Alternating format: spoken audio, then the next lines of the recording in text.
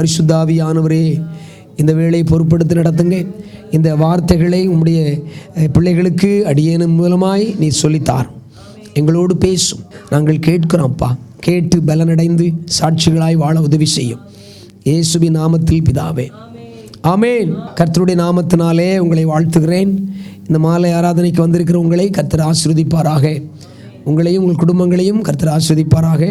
கர்த்தருடைய நன்மை நம்முடைய எல்லார் மேலும் நிரந்தரமாக நித்தியமாக ஆசீர்வாதமாக இருக்க வேண்டும் என்று கர்த்தரை நோக்கி நாம் ஜெபிப்போம். கர்த்தர் நல்லவர். ஒரு வசனத்தை வாசிக்கலாம். சகரியா தீர்க்கதரிசியின் புஸ்தகம் 4ஆம் அதிகாரம் 6-7 வசனங்களை வாசிக்கலாம்.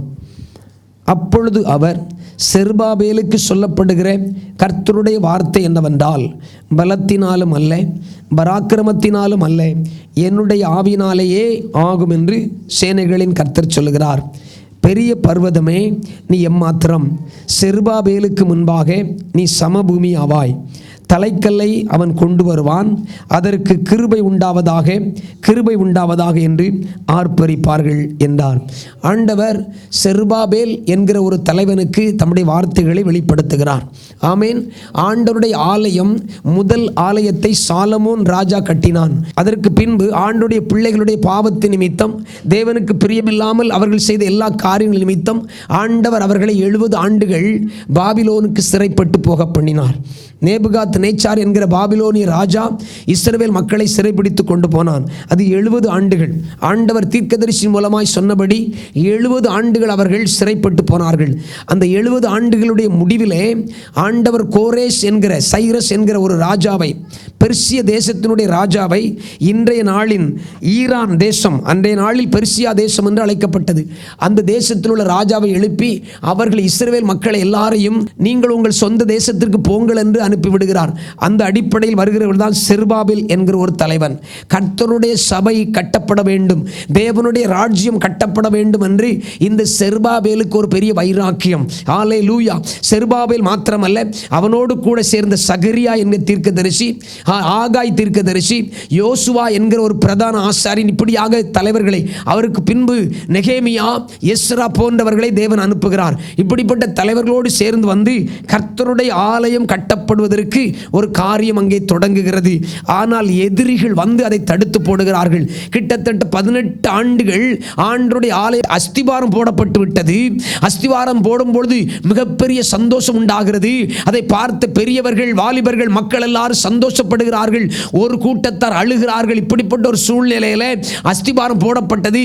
அதை கேட்ட சத்ரு அதை தடுத்து போட்டான்.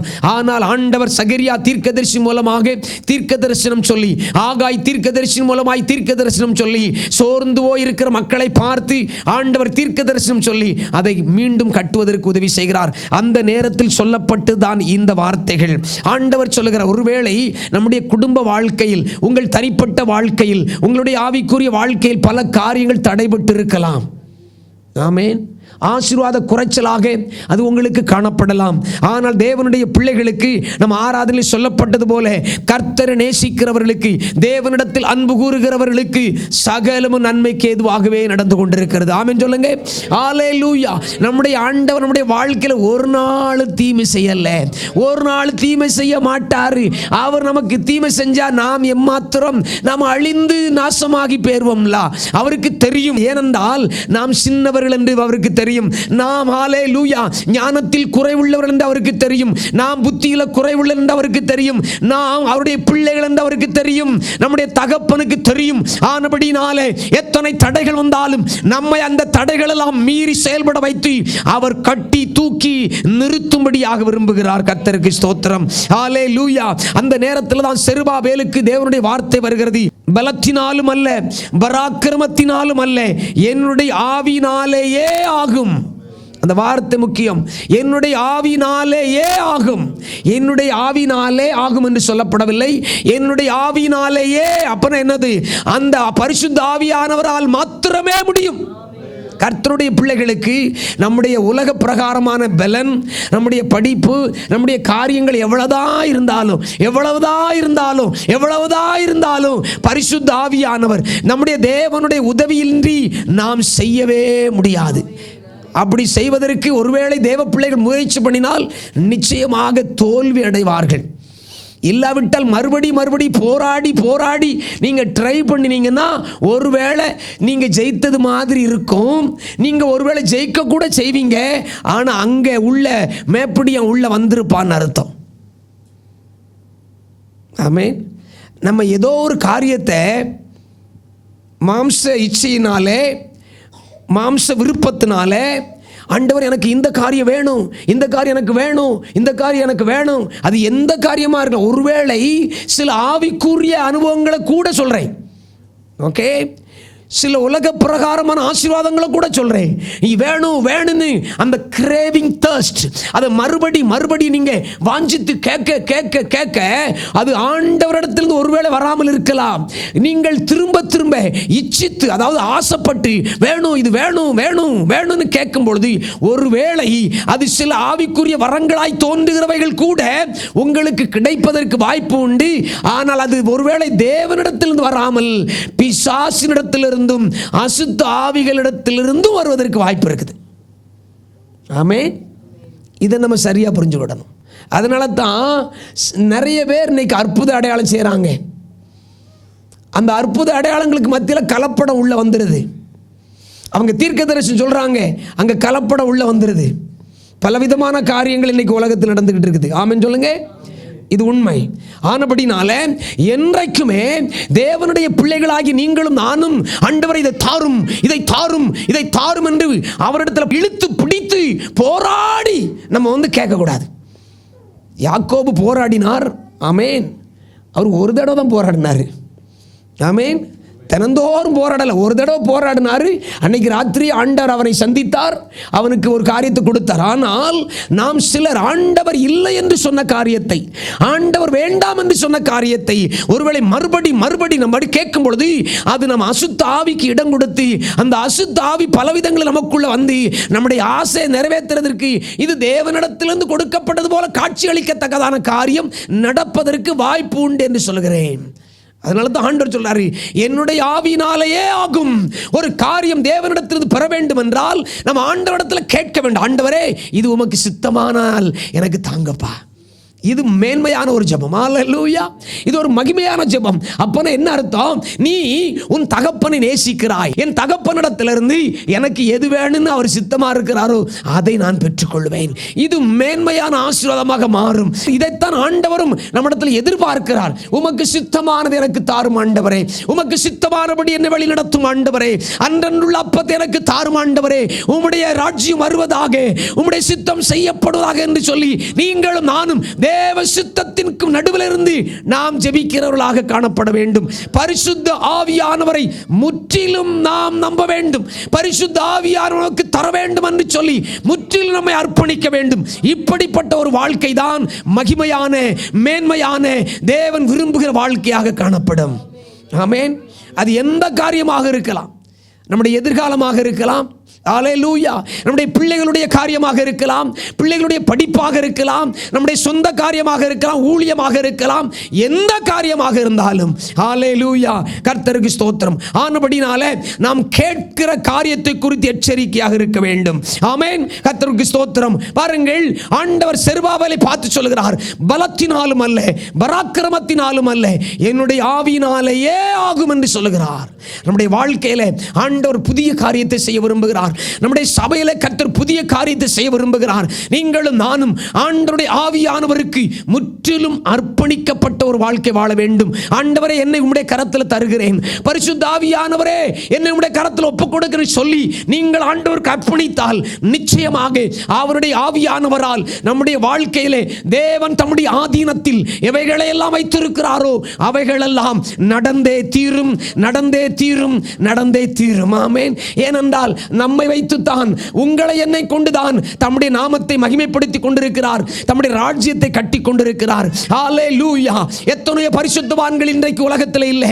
இந்த கடைசி காலங்களில் இந்த எளியவர்களாகிய உங்களை என்னை கொண்டு தம்முடைய பரிசுத்த ஆவியின் வல்லமையோடு அல்லேலூயா அவருடைய பராக்கிரமத்தை வெளிப்படுத்தும்படியாக தேவன் நம்மை கொண்டு காரியங்களை செய்து கொண்டிருக்கிறார். ஆனபடினாலே சாதாரண பிள்ளைகளை போல தோன்றலாம், சாதாரண மக்களை போல தோன்றலாம், இந்த சபையை சாதாரண விசுவாசியை போல தோன்றலாம். அவருடைய தேவனுடைய வாயிலிருந்து ஜீவனுள்ள வார்த்தைகள் புறப்படும்படியாக, ஹல்லேலூயா, தீர்க்கதரிசனமான வார்த்தை புறப்படும்படியாக தேவன் செய்கிறதை பார்த்து, ஆண்டவரே எங்களோடு பேசும், எங்களோடு பேசுகிறபடியால் உமக்கு ஸ்தோத்திரம் என்று சொல்லி அந்த வார்த்தைகளை ஏற்றுக்கொண்டு அணைத்துக்கொண்டு விசுவாசித்து முன்னேறி செல்ல வேண்டும். செருபாபேல், ஆமேன், அவன் ஒரு தலைவன், ஜனங்களை வழிநடத்தி செல்கிறான். அந்த தலைவனுக்கு எப்பொழுதுமே ஒரு தலைவன் இந்த நாட்களில் ஒருவேளை பவர் சென்டர்னு சொல்லி சிலர் இருக்கலாம். கர்த்தருக்கு ஸ்தோத்திரம். நான் தான் பவர் சென்டர்னு சொல்லலாம். ஆனால் பைபிளில் எங்கே அப்படி சொல்லலை. பைபிளில் யார் பவர் சென்டரு? இயேசு ஒருவர் தான். பரிசுத்த ஆவியானவர் தான் பவர் சென்டர். நம்ம எல்லாம் கிருபையாய் அவரோடு ஓடுவதற்கு அழைக்கப்பட்டிருக்கிறோம். உலகத்தான் அப்படி சொல்லலாம், அரசியல்வாதிகள் அப்படி சொல்லலாம். ஆனால் நம்முடைய தேவன் ஒரு நாளும் நீ பவர் சென்டர்னு சொல்ல இருக்குது. எனக்குள்ள தேவ ஆவியானவர் இருக்கிற, நான் பவர் சென்டர் தான். ஆனால் அவர் தான் தலைவர். அவர் சொல்கிறத நான் கேட்டு நான் நடப்பேன். Amen, hallelujah. I am not here to dictate anyone. Hallelujah. நான் சொல்கிறதான் செய்யணும்னு சொல்லிட்டு அப்படி சொல்கிறதுக்கு தேவன் நம்மை அழைக்கலை. இந்த தலைவன், இவன் ஒரு தலைவனாக இருந்த போதிலும் இந்த தலைவனுக்கு ஒரு ஆசாரியன் தேவை. இந்த தலைவனுக்கு உற்சாகப்படுத்துவதற்கு, இவனை வழி நடத்துவதற்கு தீர்க்கதரிசிகள் தேவை. இவனுக்கு தேவனுடைய வார்த்தைகளை கொடுப்பதற்கு ஒரு வேத பாரகன் தேவை. ஹல்லேலூயா.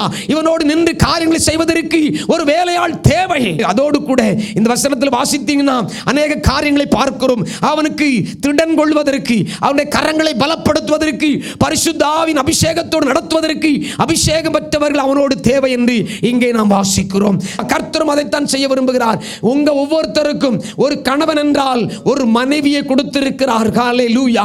அவன் ஒருவேளை அந்த மனைவி ஒரு ஆசாரியனாக இருக்கலாம், உங்களுடைய குடும்பத்தில் ஒரு ஆசாரிய தன்மை வாய்ந்தவளாக இருக்கலாம், இல்லாவிட்ட ஒரு தீர்க்கதரிசியாக இருக்கலாம், இல்லாவிட்டால் அபிஷேகம் பெற்ற ஒரு பிள்ளையாக இருக்கலாம், உங்கள் கணவன் ஒருவேளை அப்படியாக இருக்கலாம். எதுவோ, ஆனால் தேவன் கொடுத்திருக்கிற கணவன் மனைவிக்குள்ளாக இப்படிப்பட்ட ஒற்றுமை உண்டாக வேண்டும். ஹல்லேலூயா. யார் பெரியவன் யார் சிறியவன் என்று போட்டி போடுவதற்கு இல்லை. சில வீட்டில் மனைவி பெருசா, கணவன் பெருசா, நான் பெரியாளா நீ பெரியாளா அப்படிங்கிற போட்டி சண்டை வரும். இதெல்லாம் வரக்கூடாது இனிமேல். ஆமென் சொல்லுங்க. ஆமேன். ஒருவேளை கணவனை ஆண்டவர் வித்தியாசமாக நடத்தியிருப்பார், மனைவியை வித்தியாசமாக நடத்தியிருப்பார். ஆண்டவர் கணவருக்கு ஒரு சில கிருபைகளை தந்திருப்பார், மனைவிக்கு வேறு சில காரியங்களை செய்திருப்பார். எல்லாம் சரியாக தேவன் வைத்திருக்கிறார். அப்படினாலே யார் யாரிடத்தில் என்ன கிருபை இருக்கிறது, யார் யாரிடத்தில் என்ன தயவை தேவன் வைத்திருக்கிறார் அறிந்து கொண்டு அவர்களோடு இணைந்து நான் கணவன் மனைவி குடும்பமாய் செல்ல வேண்டும். அப்பொழுது அந்த குடும்பம் கட்டப்படும். ஆமென் சொல்லுங்க. ஹல்லேலூயா.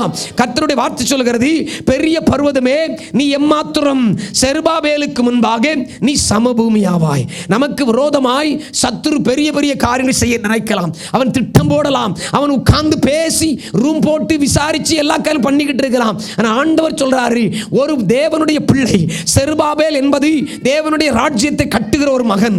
ஹல்லேலூயா. தேவனுடைய ஆலயத்தை கட்டுவதற்கு திட்டம் போட்ட ஒரு மகன். ஒரு தேவனுடைய பிள்ளைக்கு விரோதமாய் சத்துருக்கள் எழும்பி, ஹல்லேலூயா, பர்வதத்தை போல நின்று கொண்டு எதிர்த்து நின்று காரியங்களை செய்ய வேண்டும் என்று அவர்கள் நின்று காரியங்கள் செய்தாலும் ஆண்டவர் சொல்வார், ஒரு தீர்க்கதரிசி அனுப்புவார், ஒரு ஊழியக்காரனை அனுப்புவார். அவன் மூலமாய் கர்த்தருடைய வார்த்தை வரும். செருபாபேலுக்கு முன்பாக இந்த பெரிய பர்வதம் சம பூமியாகும் என்று சொல்வார். உனக்கு விரோதமாய், உன் குடும்பத்துக்கு விரோதமாய், உன் பிள்ளைகளுக்கு விரோதமாய் சத்துரு போடுகிற எல்லா திட்டங்களையும் தேவன் நிர்மலமாக்கி உடைத்து போடுவதற்கு வல்லமையுள்ளவராக இருக்கிறார். நீங்களும் நானும் செய்ய வேண்டியது என்ன? ஆண்டவருடைய நாமத்துக்கு மகிமையாக வாழுவோம். உங்கள் குடும்பத்தில் ஒருவேளை புருஷன் மனைவி ஏதோ ஒரு பல காரணத்தினால், அதாவது சில நேரத்தில் நீங்கள் லவ் பண்ணி கல்யாணம் பண்ணியிருக்கலாம், இல்லாட்ட அப்பா அம்மா பார்த்து உங்களுக்கு கல்யாணம் பண்ணி வச்சிருக்கலாம், இல்லைன்னா வேற ஒரு ஏதோ ஒரு காரியத்தில் நீங்கள் கல்யாணம் பண்ணி இப்போ குடும்பமாக இருக்கலாம், கணவன் மனைவியா பிள்ளைகளோடு இருக்கலாம். அதை மறந்துருங்க.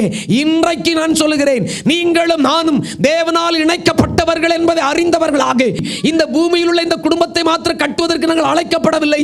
எங்கள் குடும்பத்தை கட்டுவதோடு கூட சேர்ந்து தேவனுடைய ராஜ்யத்தை கட்டுவதற்கு நாங்கள் அழைக்கப்பட்டிருக்கிறோம் என்று நீங்கள் தீர்மானம் பண்ணி தேவ சமூகத்தில் ஒப்புக் கொடுத்தால் ஆண்டவர் சொல்வார், உனக்கு விரோதமாய் வருகிற ஹல்லேலூயா பெரிய பர்வதம் சமபூமியாகும். உனக்கு விரோதமாய் வருகிற மனிதர்கள் வெட்கப்படுவார்கள்.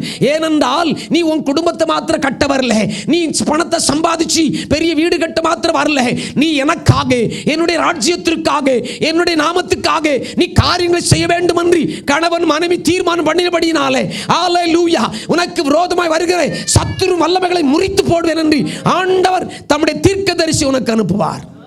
ஆமென் சொல்லுங்க. ஹல்லேலூயா. செருபாபேலை பார்த்து சொல்கிறார் ஆண்டவர், ஆமென், ஹல்லேலூயா, பெரிய பர்வதமே எம்மாத்திரம் நீ, ஹல்லேலூயா, நீ சமபூமியாவாய். யாருக்கு முன்பாக? தேவனுக்கு முன்பாக அல்ல, செருபாபேலுக்கு முன்பாக. ஹல்லேலூயா, கர்த்தருக்கு ஸ்தோத்திரம். செருபாபேலுக்கு முன்பாக சமபூமியாவாய். அப்பனா பாருங்க, ஆண்டவர் தம்முடைய பிள்ளைகளுக்கு கொடுத்திருக்கிற அதிகாரம், தேவன் நம்முடைய பிள்ளைகளுக்கு கொடுத்திருக்கிற அதிகாரம். அநேக நேரத்தில் விசுவாசியா இருக்கிற நீங்களும் நானும், ஆண்டுடைய பிள்ளையாக இருக்கிற நீங்களும் நானும், தேவன் நமக்கு தந்திருக்கிற அதிகாரத்தை புரியாமல் வாழ்ந்து கொண்டிருக்கிறோம். அல்லேலூயா. ஆமே. நம்ம நினைக்கிற யாரோ ஒருத்தர் வந்து ஜெபிக்கணும், இல்லாட்ட ஆண்டவர் எனக்கு தரிசனம் கொடுக்கணும், பல பல காரியத்தை சொல்றாங்க. உண்மைதான், எதிர்பார்க்கிற தப்பில்லை. ஆனால் செருபாபேலுக்கு முன்பாக எந்த ஒரு பிள்ளை தேவனுடைய நாமம் மகிமைப்பட வேண்டும், என்னுடைய குடும்ப வாழ்க்கையின் மூலமாய், என்னுடைய பிள்ளையின் மூலமாய், அல்லேலூயா, இந்த பூமியில இருக்கிற இந்த கொஞ்ச காலத்தில் நான் வாழ்கிற வாழ்க்கை என் ஆண்டவருக்கு மகிமை உண்டாக்க வேண்டும், தேவனுடைய ராஜ்யம் கட்டப்பட வேண்டும், நான் இருக்கிற இந்த சபை, நான் செய்கிற இந்த ஊழியம் ஆசீர்வதிக்கப்பட வேண்டும். கர்த்தர் என்னை ஒரு நோக்கத்தோடு வைத்திருக்கிறார். என்ன வேலை செய்ய கூட்டு வந்தாரு, சம்பாதிக்க கூட்டு வந்தாரு. இந்தியாவிலிருந்து வேலைக்கு வந்திருக்கிறேன், சிங்கப்பூருக்கு சம்பாதித்துக் கொண்டிருக்கிறேன், என் குடும்பம் கட்டப்பட்டிருக்கிறது. அதோடு கூட என் ஆண்டவர் இந்த தேசத்தில் என்னை எதற்காக கொண்டு வந்தாரோ அந்த நோக்கத்தை நிறைவேற்றுவேன் என்று எந்த பிள்ளை சொல்றதோ அந்த பிள்ளையை பார்த்து ஆண்டவர் சொல்வார், நான் உனக்கு அதிகாரம் கொடுக்கிறேன். ஹல்லேலூயா. உனக்கு முன்பாக, ஹல்லேலூயா, பெரிய பர்வதங்கள் சமபூமியாகும். நீ தீர்க்கதரிசனம் உரைக்கும் பொழுது அந்த பெரிய பர்வதம் உடைந்து போய் சமுத்திரத்தில் தள்ளுண்டு போகும். ஆமென் சொல்லுங்க. அப்படிப்பட்ட ஆண்டவர் செருபாபேலுக்கு முன்பாக நீ சமபூமியாவாய். ஹல்லேலூயா. கர்த்தருக்கு ஸ்தோத்திரம். இந்த வசனங்களில் பார்க்கிறோம், தலைக்கல்லை அவன் கொண்டு வருவான், அதற்கு கிருபை உண்டாவதாக, கிருபை உண்டாவதாக என்று ஆர்ப்பரிப்பார்கள். கர்த்தருடைய பிள்ளைகள் அறிந்து கொள்ள வேண்டும், நீங்களும் நானும் ஒரு தலைவனாக செருபாபேலாக அழைக்கப்பட்டிருந்தாலும், நீ தலைக்கல்லை கொண்டு வருகிறவனாக இருந்தாலும், ஆமென், தலைக்கல்லை கொண்டு வருவன் யாரு? முக்கியமான ஆளு. ஒரு கட்டடம் கட்டுறோம், ஒரு வீடு கட்டும் போது அஸ்திபாரம் போடுறதுக்கு யாரை யூஸ் பண்ணுவோம்? முதல் கல் எடுத்து யார் வைப்பா? அந்த குடும்பத்தில் ஒரு மூத்தவரோ, இல்லாவிட்டால் உங்களுக்கு பிடித்த ஒரு நல்ல ஒரு பெரிய தலைவராக இருக்கலாம், இல்லாவிட்டால் ஒரு பெரிய ஊழியக்காரனாக இருக்கலாம், இல்லை உங்கள் குடும்பத்தில் ஒரு மூத்த அப்பாவாக இருக்கலாம், யாரோ ஒருவர், அவருக்கு ஒரு மரியாதை கொடுக்கிறோம், ஒரு மேன்மையான ஒரு இடத்தை கொடுத்து அந்த மனிதனை கொண்டு நாம் அந்த கல்லை, முதல் கல்லை எடுத்து வைக்கிறோம், தலைக்கல்லை. அதே போல ஹல்லேலூயா, தலைக்கல்லை கொண்டு வருகிற பிள்ளையாக, ஒரு லீடராக, ஒரு தலைவனாக கர்த்தர் உன்னை பார்த்தாலும் அந்த காரியத்தை செய்கிற உனக்கும் எனக்கும் தேவனுடைய கிருபை வேண்டும். ஆமென் சொல்லுங்க. குடும்பத்தை நடத்துறதுக்கு கர்த்தருடைய கிருபை வேணும். ஆமென் சொல்லுங்க. சண்டையே போடக்கூடாது, சமாதானமாக இருக்கணும், சந்தோஷமாக இருக்கணும், அப்பந்தான் வேணை வரும். ஆமென் சொல்லுங்க. ஆமென். இன்னைக்கு ஒரு குடும்பத்துக்கு ஜோம் பண்ணிக்கிட்டு இருந்தேன் மத்தியானம். ஆனால் எனக்கு தெரியல, நான் ஜோம் பண்ணிட்டு பேசிட்டு போது திடீர்னு சொன்னேன், நீங்கள் இனிமேலாம் சண்டைலாம் போடக்கூடாது.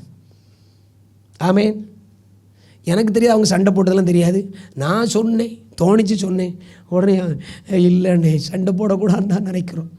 ஆனால் திடீர்னு சண்டை வந்துடுது. ஆமென் சொல்லுங்க. ஹல்லேலூயா. சண்டை போடக்கூடாதுன்னு தான் நினைக்கிறேன், திடீர்னு சண்டை வந்துடுது. ஆமென். பாருங்க, நீங்கள் தலைவனாக அழைக்கப்படும் பொழுது தாழ்மையை நீங்கள் பெற்றுக்கொள்ள வேண்டும். தேவனுடைய கிருபை இல்லாமல், கர்த்தருடைய கிருபை இல்லாமல் எந்த காரியத்தையும் கட்ட முடியாது, குடும்பத்தை நடத்த முடியாது. சண்டை போடக்கூடாதுன்னு நினைக்கும் பொழுது சண்டை வருது பார்த்தீங்களா? அதுக்கு நடுவில் என்ன இருக்கணும்? கணவனுக்கும் மனைவிக்கு நடுவில் என்ன இருக்கணும்? கர்த்தருடைய கிருபை இருக்கணும். ஹல்லேலூயா. கணவனுக்கு மனைவிக்கு நடுவில் யார் இருக்கணும்? கர்த்தர் இருக்கணும். அப்படி இருந்தானா அவருடைய தயவுள்ள கரம், அவருடைய கிருபை நமக்குள்ளே இருந்துச்சுன்னா சண்டையே வராது. அவருடைய கிருபை நம்மை அந்த சூழ்நிலையிலிருந்து விடுதலையாக்கும். நம்முடைய எண்ணங்களுக்கு மாற்று கருத்து உண்டாகும், நம்முடைய எண்ணங்கள் மாறி போகும். கர்த்தர் நம்மை நடத்துவதை பார்க்க முடியும். பாருங்கள், அந்த தலைவனை பார்த்து வசனம் சொல்கிறது, அதற்கு கிருபை உண்டாவதாக, கிருபை உண்டாவதாக. நீங்கள் அந்த தலைக்கல்லுக்கும் கிருபை வேண்டும், தலைக்கல்லை கொண்டு வருகிறவனுக்கும் கிருபை வேண்டும். ஆமென் சொல்லுங்க. ஹல்லேலூயா. நீங்கள் செய்கிற எல்லா காரியத்திலும் தேவ கிருபை இருக்கணும். உங்க வீட்டில் செய்கிற ஒவ்வொரு காரியத்துக்கும் தேவ கிருபை வேணும், உங்களுக்கும் தேவ கிருபை வேணும். அப்படி என்றால் அந்த குடும்பம் கட்டப்படுகிறது. சபையிலேயும் ஊழியத்திலும் அப்படித்தான். ஆண்டவர் உங்களை ஒரு ஊழியக்காரனாக, ஒரு லீடராக தெரிந்தெடுத்திருக்கலாம். நீங்கள் முக்கியமான ஒரு காரியத்தை செய்கிற பிள்ளையாக இருக்கலாம். ஆண்டவர் சின்ன ஊழியத்தை உங்க கையில் கொடுத்து ஒரு பொறுப்பை கொடுத்திருந்திருக்கலாம். ஆனால் நீங்கள் ஒரு தலைவனாக அழைக்கப்பட்டிருந்தாலும் தேவ கிருபை நீங்கள் செய்கிற காரியத்தில் இருக்க வேண்டும். நீங்கள் செய்கிற காரியத்தில் மாத்திரமல்ல, உங்களோடும் தேவ கிருபை இருக்க வேண்டும். அப்படி இருந்துச்சுன்னா ஒருத்தருக்கு ஒருத்தர் அண்டர்ஸ்டாண்ட் பண்ணி, ஒருத்தர் ஒருத்தர் புரிஞ்சுகண்டு நீதியாய், நேர்மையாய், மகிமையாய் காரியங்கள் நடத்தப்படும். ஆமென். கம்பெனியில் வேலை செய்கிற இடத்துல அப்படிதான். சிலர் சூப்பர்வைசராக இருப்பீங்க, மேனேஜராக இருப்பீங்க. அந்த நேரத்தில் அந்த பதவி வச்சு ஒன்றும் பண்ண முடியாது. ஆமே, தேவனுடைய கிருபை நம்மோடு இருக்க வேண்டும். தேவனுடைய தயவுள்ள கரம் நம்மோடு இருக்க வேண்டும். அப்படி இருந்துச்சுன்னா, தேவனுடைய தயவுள்ள கரம், கர்த்தருடைய கிருபை நம்மோடு இருந்துச்சுன்னா, ஹல்லேலூயா, எல்லாரும் நம்ம பார்த்து இந்த மகன், இந்த மகள் கிருபை பெற்றவள், இவளோடு பேசினா சந்தோஷம் உண்டாகும். ஹல்லேலூயா. மனிதர்கள் நம்மை தேடி வருவார்கள். பிரச்சனையோடு இருக்கிறவனை தேடி வருவான். இப்படிப்பட்ட காரியங்களை தேவன் நம்மிடத்தில் எதிர்பார்க்கிறார். எளியவர்களாகிய நம்மிடத்தில் எதிர்பார்க்கிறார். கொஞ்சம் படித்த நம்மிடத்தில் எதிர்பார்க்கிறார். நம்முடைய சபையில ரொம்ப கொஞ்சம் படிச்ச பிள்ளைகள் இருக்கீங்க, அதிகமாக படிச்ச பிள்ளைகள் இருக்கிறீங்க, ஹல்லேலூயா, மீடியமா படிச்ச எல்லா மக்களும் இருக்கிறீங்க. எல்லாருக்கும் ஒரே காரியம் தான், கர்த்தருடைய தயவுள்ள கரம், கர்த்தருடைய கிருபை நம்மோடு இருந்தால், நீங்கள் எந்த நிலையில் இருந்தாலும் சரி, எந்த நிலையில் அழைக்கப்பட்டிருந்தாலும் சரி, மனிதர்கள் உங்களை தேடி வருவார்கள். ஏனென்றால் உங்களிடத்தில் தேவ கிருபை இருக்கிறது என்பதை அவர்கள் புரிந்து கொள்வார்கள். ஹல்லேலூயா. உங்கள் மூலமாய் கர்த்தர் காரியங்களை செய்வார். கர்த்தருக்கு ஸ்தோத்திரம். ஹல்லேலூயா. அது மாத்திரமல்ல, நமக்கு ஆலோசனை சொல்வதற்கு தேவனுடைய ஊழியக்காரர்கள் வேண்டும். தேவனுடைய ஊழியக்காரர்களை நாம் அசட்டை பண்ணக்கூடாது. ஆமென் சொல்லுங்க. கர்த்தருடைய ஊழியக்காரர்களை கனம் பண்ண வேண்டும். இது உண்மையான ஒரு காரியம். ஆமென் சொல்லுங்க. ஹல்லேலூயா. நம்மை வழிநடத்தினவர்களை நேசிக்க வேண்டும். நம்மை வழிநடத்துகிறவர்களை கனம் பண்ண வேண்டும். கர்த்தருக்கு ஸ்தோத்திரம். ஹல்லேலூயா. கர்த்தருடைய வார்த்தையின்படியே இந்த நாளில் நான் உங்களோடு பேசிக் கொண்டிருக்கிறேன். கர்த்தர் நம்மோடு பேசுவாராக. பாருங்கள், இந்த செருபாவேலுக்கு தீர்க்கதரிசனம் சொல்லி அவனை உற்சாகப்படுத்துவதற்கு சகரியாவும் ஆகா என்கிற 2 தீர்க்கதரிசிகளை தேவன் அனுப்புகிறார். கர்த்தருக்கு ஸ்தோத்திரம். ஹல்லேலூயா. கர்த்தாவே உமக்கு ஸ்தோத்திரம். பாருங்க, ஆண்டவருடைய வார்த்தைகள் நமக்கு தெளிவாக வர வேண்டும். அது மாத்திரமல்ல, தேவனுடைய அபிஷேகம் பெற்றவர்கள் அப்படின்னு ஒரு வசனம் இருக்குது. அதை வாசிக்கலாமா? சகரியா 4ஆம் அதிகாரம் 11 முதல் 14 வரை வாசிங்க. பின்பு நான் அவரை நோக்கி, குத்து விளக்குக்கு வலதுபுறமாகவும் அதற்கு இடதுபுறமாகவும் இருக்கிற இந்த 2 ஒலிவ மரங்கள் என்னவென்று கேட்டேன். மறுபடியும் நான் அவரை நோக்கி, 2 பொற்குழாய்களின் வழியாய் தொங்கி பொன்னிறமான எண்ணெயை தங்களிலிருந்து இறங்க பண்ணுகிறவைகளாகிய ஒலிவ மரங்களின் 2 கிளைகள் என்னவென்று கேட்டேன். அதற்கு அவர், தேவதூதன் சொல்றாரு, இவைகள் இன்னதென்று உனக்கு தெரியாதா என்றார். ஆண்டவனே, எனக்கு தெரியாது என்றேன். அப்பொழுது அவர், இவைகள் 2 சர்வலோகத்துக்கும் ஆண்டவராய் இருக்கிறவரின் சமூகத்தில் நிற்கிற அபிஷேகம் பெற்றவர்கள். ஆமென் சொல்லுங்க. பாருங்க, 2 தீர்க்கதரிசிகளை தேவன் கொடுத்திருக்கிறார். பிரதான ஆசாரியன் யோசுவா இருக்கிறார். அவர்களுக்கு நடுவில் ஆண்டவர் ஒரு காட்சி, ஒரு தரிசனத்தை சகரியாவுக்கு காட்டுகிறார். நீங்கள் 1வது வசனம், 2வது வசனத்தில் 3வது வசனம் வாசித்தீங்கன்னா அங்கே ஒரு குத்து விளக்கை பார்க்கிறோம். பொன்னால் செய்யப்பட்ட குத்து விளக்கை காண்கிறேன். அதன் உச்சியில் அதன் கிண்ணமும், அதன் மேல் அதன் 7 அகல்களும், அதன் உச்சியில் இருக்கிற அகல்களுக்கு போகிற 7 குழாய்களும் இருக்குது. ஆண்டவர் ஒரு தரிசனத்தை அவனுக்கு காண்பிக்கிறார். ஹல்லேலூயா. பாருங்க, ஆண்டவருடைய தீர்க்கதரிசிகள் நமக்கு உண்டு, கர்த்தருடைய ஊழியக்காரர் நமக்கு உண்டு, ஆசாரியர்கள் நமக்கு உண்டு. அதோடு கூட இங்கே சொல்லப்பட்டிருக்கிறது, சர்வலோகத்துக்கும் ஆண்டவராய் இருக்கிறவரின் சமூகத்தில் நிற்கிற அபிஷேகம் பெற்றவர்கள். ஹல்லேலூயா.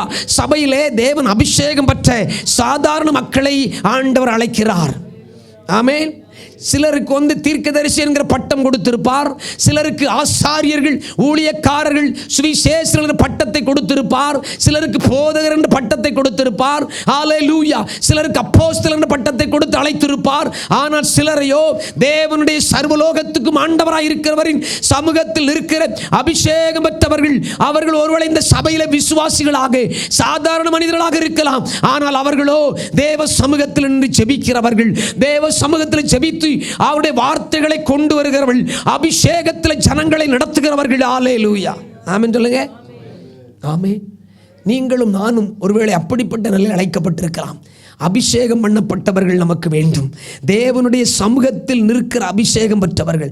இன்றைக்கு நம்முடைய சபையிலே ஆண்டவர் அபிஷேகம் பெற்ற தேவனுடைய சமூகத்தில் நிற்கிறது என்றால் என்ன அர்த்தம்னா, ஆண்டவருடைய சமூகத்தை தரிசிக்கிறவர்கள், ஆண்டவரிடத்தில் செபிக்கிறவர்கள், தேவ சமூகத்தில் நின்று பரிசுத்தமாக்கப்பட்டவர்களாக ஆண்டவர் ஆராதிக்கிறவர்களாக மாத்திரமல்ல, ஆண்டவரிடத்திலிருந்து உண்மையான செய்தியை கொண்டு வந்து சபையிலே போடுகிறவர்கள், சபையிலே கொடுக்கிறவர்கள், சபைக்காக கொடுக்கிறவர்கள்.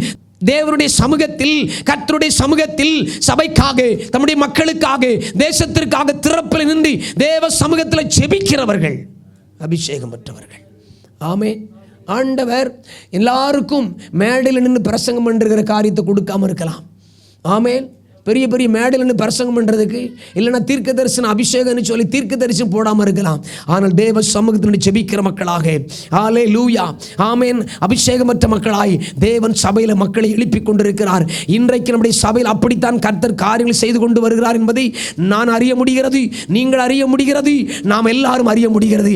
இது தேவன் சபையிலே செய்து கொண்டிருக்கிறார். ஹல்லேலூயா. பாருங்கள், ஆண்டவர் தம்முடைய ஆவியானுடைய வல்லமையினாலே இன்றைக்கு நம்முடைய வாழ்க்கையில், நம்முடைய குடும்பத்தில், நம்முடைய பிள்ளைகளுடைய வாழ்க்கையில் ஒரு காரியத்தை செய்ய ஆரம்பித்திருக்கிறார். நம்முடைய சபையில் ஒரு காரியத்தை செய்ய ஆரம்பித்திருக்கிறார். நம்முடைய ஊழியத்தில் ஒரு காரியத்தை செய்ய ஆரம்பித்திருக்கிறார். நீங்கள் விட்டு கொடுக்கும் பொழுது, நீங்கள் இடம் கொடுக்கும் பொழுது, தேவ சமூகத்தில் நின்று வார்த்தைகளை பெற்று, ஆண்டவரே ஹல்லேலூயா, பாருங்கள், ஆண்டவருடைய சமூகத்தில் நின்று வார்த்தைகளை கொடுக்கும் பொழுது ஜனங்களுடைய இருதயம் பூரிக்கிறது, உள்ளங்கள் திறக்கப்படுகிறது, சிந்தைகள் மாறுகிறது, கண்ணோட்டங்கள் மாறுகிறது, விசுவாசம் விஸ்தாரப்படுகிறது, விசுவாசம் உறுதிப்படுகிறது, தேவனுடைய வல்லமை இறங்குகிறது, கண்களிலே கண்ணீர், உள்ளத்திலே சந்தோஷம், வாயிலே துதி, தேவனை பாடுகிற பாடல் உண்டாகிறது, சபையிலே எழுப்புதல் உண்டாகிறது. ஹல்லேலூயா.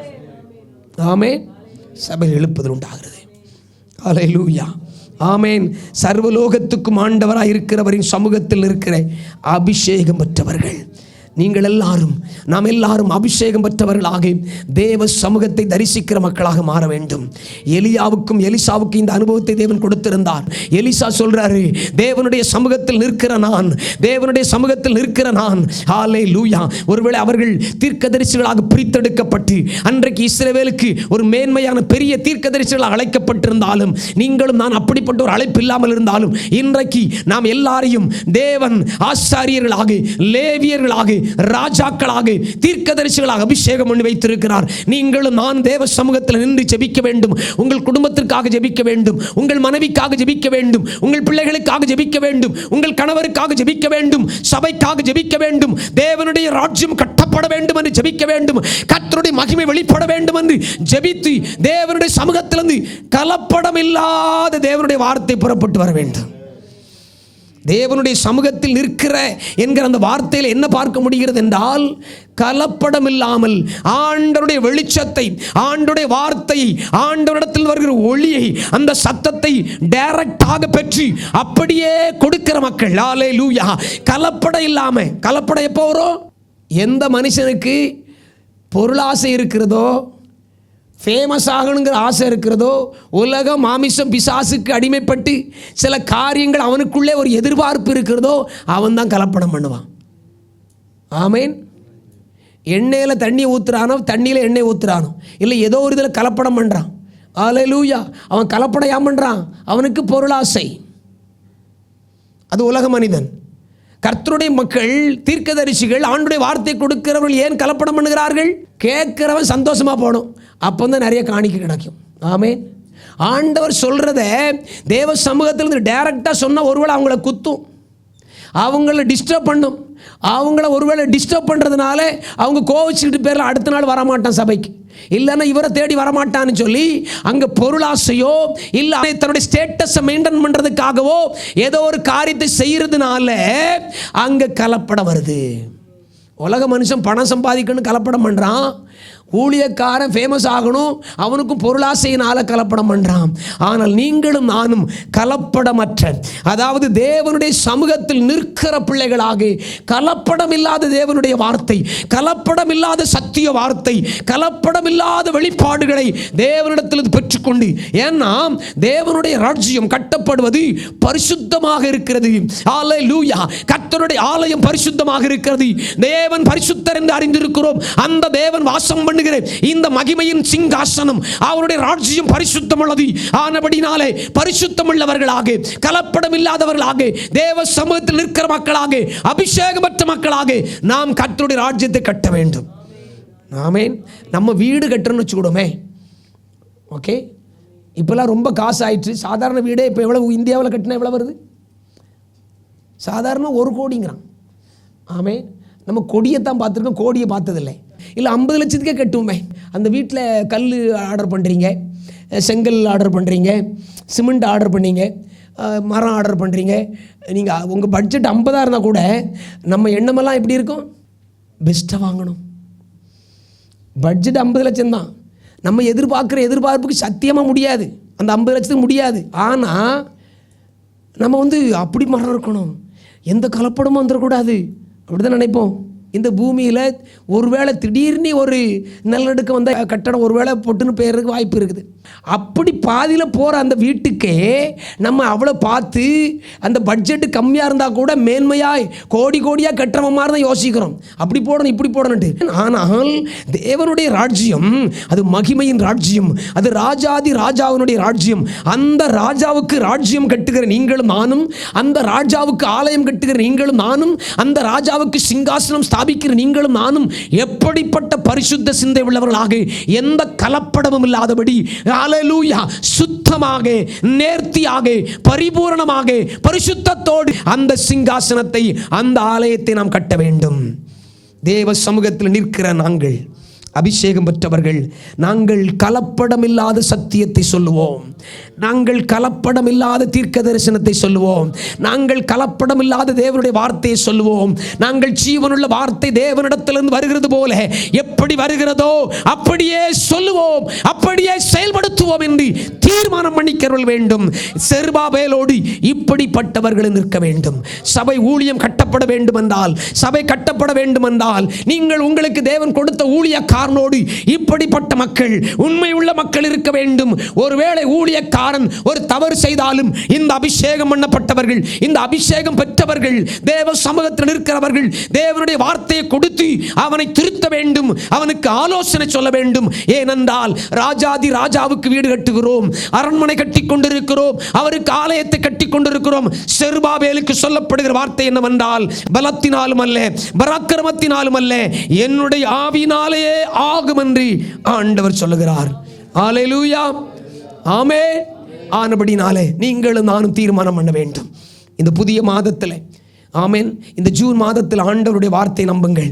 பலத்தினாலும் அல்ல, ஆண்டவரை கலப்படம் இல்லாத ஒரு குடும்ப வாழ்க்கை, கலப்படம் இல்லாத ஒரு பரிசுத்த வாழ்க்கை, கலப்படம் இல்லாத ஒரு ஊழிய வாழ்க்கை, கலப்படம் இல்லாத ஒரு தீர்க்க தரிசனம், கலப்படம் இல்லாத தேவனுடைய வார்த்தை, கலப்படமில்லாத ஒரு சுவிசேஷத்தை அறிவிக்க விரும்புகிறேன். ஆண்டவரே, உம்முடைய வார்த்தை ஏனென்றால் ஆண்டவரிடத்திலிருந்து வருகிறது என்றால், அது பரிசுத்த ஆவியானிடத்திலிருந்து வருகிறது என்றால், அது சுத்தமாக்கப்பட்டு 7 தரம் ஹல்லேலூயா சுத்திகரிக்கப்பட்ட அந்த பரிசுத்தமுள்ள வார்த்தை தேவனிடத்தில் சமூகத்தில் வருகிறது. தேவனுடைய வாயிலிருந்து புறப்பட்டு வருகிறதாக இருக்கிறபடினாலே அது சுத்தமாக பசும் பொன்னை போல இருக்கிறது. ஆனபடினாலே அந்த சுத்தமுள்ள வார்த்தைகளை சுத்தமாக வெளிப்படுத்துவேன், அப்படியே வெளிப்படுத்துவேன். ஹல்லேலூயா. இப்படி நாம் செய்யும் பொழுது நம்முடைய குடும்பம் கட்டப்படும், நம்முடைய ஆலயம் கட்டப்படும், தேவனுடைய ராஜ்யம் கட்டப்படும், நம்முடைய சபை கட்டப்படும், நம்முடைய பிள்ளைகள் கட்டப்படுவார்கள். ஆண்டவர் அந்த ஆகாய் தீர்க்கதரிசியிலே ஒரு வார்த்தையை இந்த செருபாபேலுக்கு சொல்லுகிறார். அந்த வசனத்தை வாசிக்கலாமா? ஆகாய் 2 அதிகாரம் 23 வசனம். சேனைகளின் கர்த்தர் சொல்லுகிறார், செயல்தியேலின் குமாரனாகிய செருபாபேல் என்னும் என் ஊழியக்காரனே, உன்னை நான் அந்நாளிலே சேர்த்து கொண்டு உன்னை முத்திரை மோதிரமாக வைப்பேன் என்று கர்த்தர் சொல்லுகிறார். நான் உன்னை தெரிந்து கொண்டேன் என்று சேனைகளின் கர்த்தர் உரைக்கிறார் என்று சொல்கின்றார். ஆண்டவர் பாருங்க, சகரியாவை கொண்டு சில காரியங்களை சொன்ன ஆண்டவர் ஆகாய் தீர்க்கதரிசியை கொண்டு ஆமே செருபாபேலுக்கு சொல்லுகிறார், உன்னை முத்திரை மோதிரமாக வைப்பேன். உனக்கு விரோதமாய் ஒருவன் எழும்பினால் என் ஆண்டவருக்கு விரோதமாய் ஒருவன் எழும்புவதற்கு அடையாளம். ஹல்லேலூயா. தேவன் தெரிந்து கொண்டவனை யார் எதிர்த்து நிற்க முடியும்? தேவன் தெரிந்து கொண்டவனை யார் குற்றப்படுத்த முடியும்? தேவன் தெரிந்து கொண்டவனை யார் சிதறடிக்க முடியும்? பொல்லாத சத்துரு எழும்பினாலும் என் ஆண்டவர் மடங்கடிப்பார். ஹல்லேலூயா. இந்த உலகத்தின் அதிகாரங்களுக்கு மேலாக உன்னையும் என்னையும் தேவன் முத்திரை மோதிரமாக வைக்க விரும்புகிறார். உனக்கு அதிகாரம் கொடுக்கிறார், உன்னை வல்லமையின் பாத்திரமாக தேவன் மாற்றுகிறார். உன்னை கொண்டு காரியங்களை செய்வதற்கு தேவன் கரம் பிடிக்கிறார். அவருடைய வல்லமை உள்ள வார்த்தைகளை நம்புங்கள், அவரை விசுவாசியுங்கள், அவருடைய தீர்க்கதரிசிகளை விசுவாசியுங்கள், அவருடைய ஜீவனுள்ள வார்த்தைகளை விசுவாசியுங்கள். ஆண்டவர் உங்களை அந்நாளில் உன்னை சேர்த்து கொண்டு முத்திரை மோதிரமாக வைப்பேன் என்று சேனைகளின் கர்த்தர் சொல்லுகிறார். ஏனென்றால் நான் உன்னை தெரிந்து கொண்டேன்.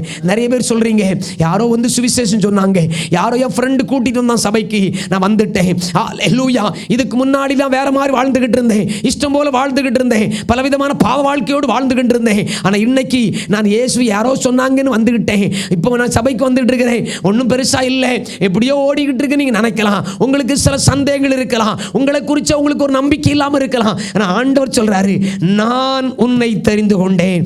உன்னை பார்க்கும் பொழுது மனுஷன் சொல்லலாம், நீ என்னத்துக்குடா ஆவ, நீ ஒண்ணுக்கு உதவாதவன்னு சொல்லலாம், நீ புத்தி கட்டவன்னு சொல்லலாம், நீ படிக்காதவன்னு சொல்லலாம், நீ அறிவில்லாதவன்னு சொல்லலாம், நீ ஒர்க் பெர்மிட்னு சொல்லலாம், நீ ஜெனரல் ஒர்க்கர்னு சொல்லலாம். ஆண்டவர் சொல்லுகிறார், நான் உன்னை தெரிந்து கொண்டேன், உன்னை முத்துரை மோதிரமாக வைப்பேன்.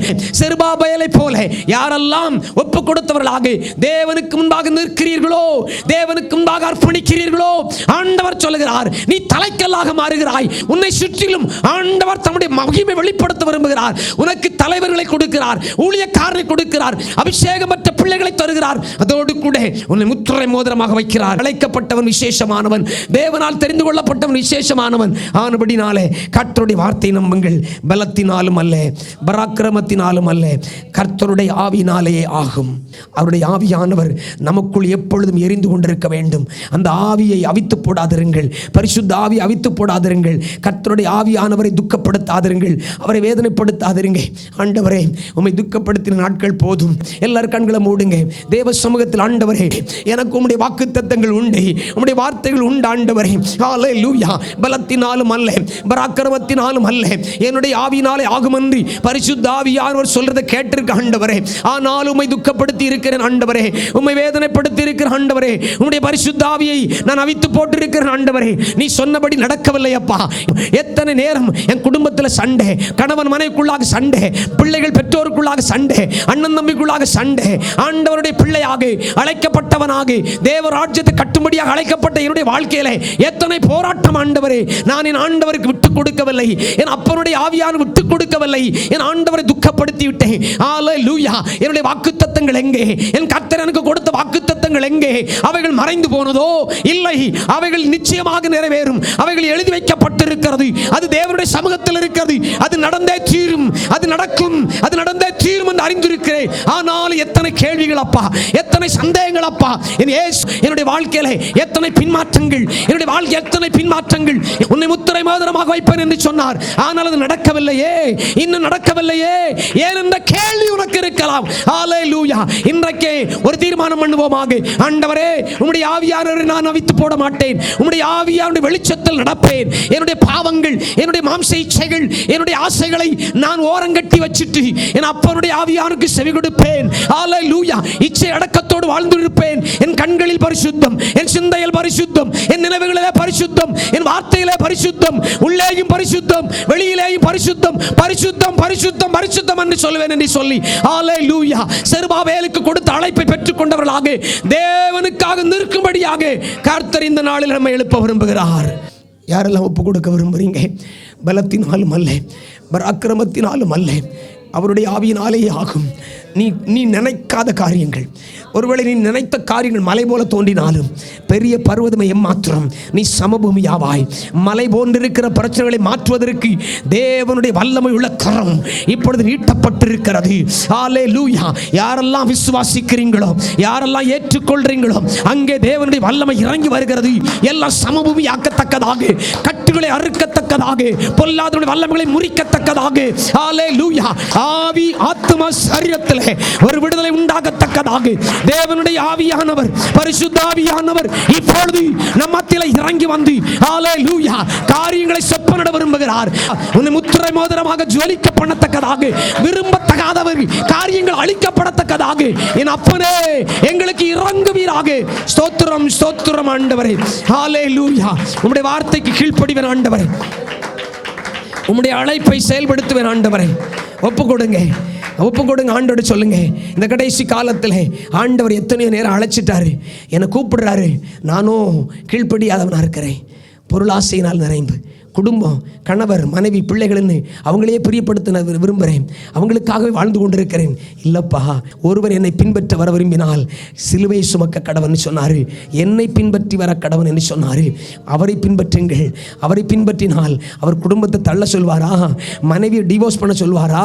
புருஷனை டிவோர்ஸ் பண்ண சொல்வாரா? பிள்ளைகளை கைவிட்டுட்டு வர சொல்வாரா? இல்லைங்க. உன்னையும் உன் பிள்ளைகளையும் ஆசீர்வதிப்பார், எல்லைகளிலே சமாதானத்தை கட்டளையிடுவார். நானும் என் வீட்டாருமோ என்றால் கர்த்தரையே சேவிப்போம் என்று சொல்லத்தக்கதாக தேவன் உன்னை விஸ்தாரமாக்குவார். ஆனபடினால் ஆண்டவரே, என் அழைப்பை புரிந்து கொண்டு, என் தேவ சித்தத்தை புரிந்து கொண்டு செயல்படுவதற்கு என்னை அர்ப்பணிக்கிறேன்னு சொல்லி பாருங்க. செருபாபேலுக்கு சொன்னது போல ஆண்டவர் சொல்வார், உன்னை முத்திரை மோதிரமாக வைப்பேன். நீ எந்த இடத்துல இருந்தாலும் இயேசுவின் நாமத்தினால சொல்றேன், உன்னை தொடுகிறவன் நிர்மலமாக்கப்படுவான். சத்ருவாக இருக்கலாம், மனிதனாக இருக்கலாம், தேவனுடைய கரம், அவருடைய வலதுகரம் பராக்கிரமம் செய்யும். உன்னை தொடுவதற்கு ஒரு கரம் வந்தால் என் ஆண்டவர் தம்முடைய கரத்தை நீட்டுவார். அவருடைய கரம் நிறுத்தப்படும். இயேசுவின் நாமத்தில் சொல்றேன். அல்லேலூயா, அல்லேலூயா.